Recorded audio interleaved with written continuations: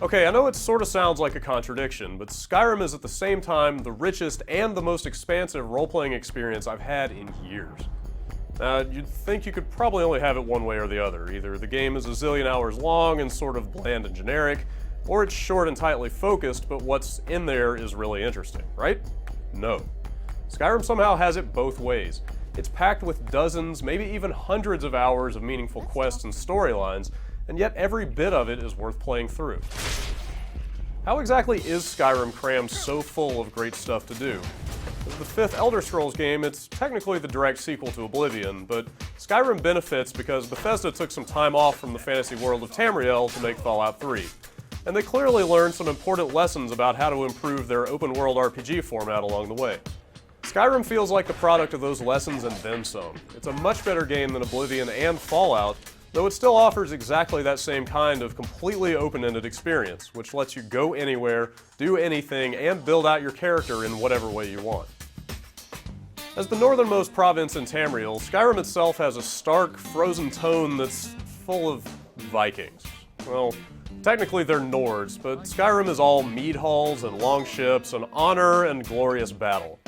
Everything you see has a strong and singular cultural identity to it that really ties the whole land together. But you'll still see plenty of the other memorable factions from the Elder Scrolls series, like orcs, various types of elves, and even the land's stranger denizens like the feline Khajiit and Argonian lizardmen. Skyrim does an amazing job crafting an elaborate backdrop that includes an ongoing civil war, social dynamics like religious oppression and warring families, and plenty of betrayal and murder. Huh? Never should have come here. Old favorite organizations like the Thieves Guild and the Dark Brotherhood are also well represented, and the series' nefarious demigods, the Daedric Princes, even rear their heads now and then and meddle in mortal affairs whenever they feel like it. The best part is that everything I've just talked about ties into dozens of well-written quests that'll keep you occupied for a ridiculous number of hours. And that's to say nothing of all the random one-off quests that you can also find that each have their own interesting storylines going on. Alright, forget all that. Dragons.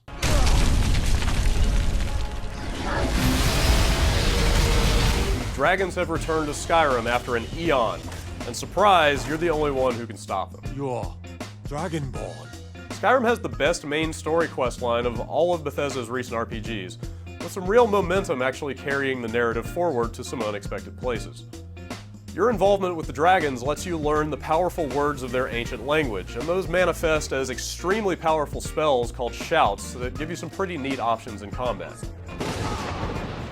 You'll come out of the main story questline having gained some great shouts that are useful elsewhere in the world, and it's great that the game doesn't just throw you to the credits and then back to the title screen when you finish that story.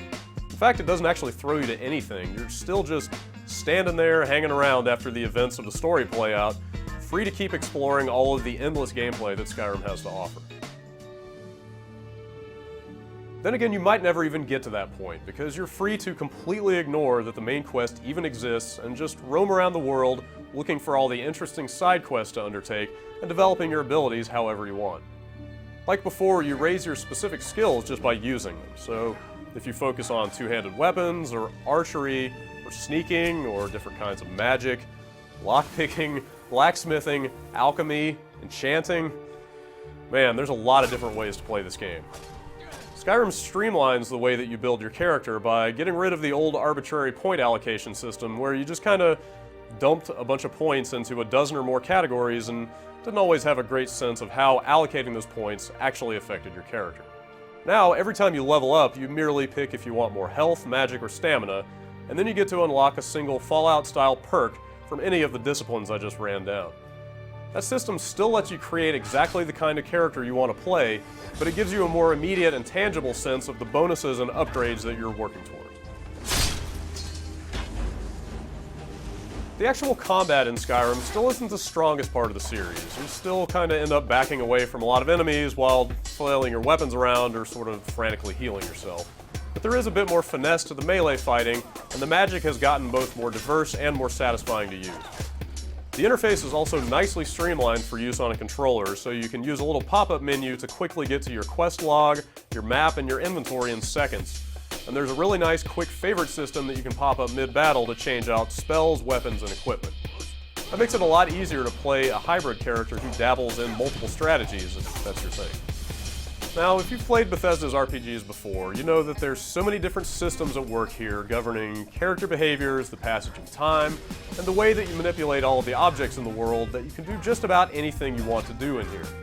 That also makes the game come close to collapsing under its own complexity from time to time, and Skyrim does have its share of bugs in that regard too. The people are behind you.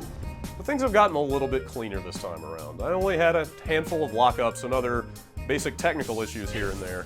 And while the AI can kind of freak out a little bit from time to time, it usually does it in pretty harmless ways that sometimes work out to be pretty damn funny at the same time. Anyway, a few technical blemishes are no reason to deprive yourself of the magical experience that Skyrim offers. It's absolutely staggering to me how much there is to see and do in this game. That all of it is actually worth doing, and that you can do it however you want, makes Skyrim one of the most memorable games to come along in a long damn time.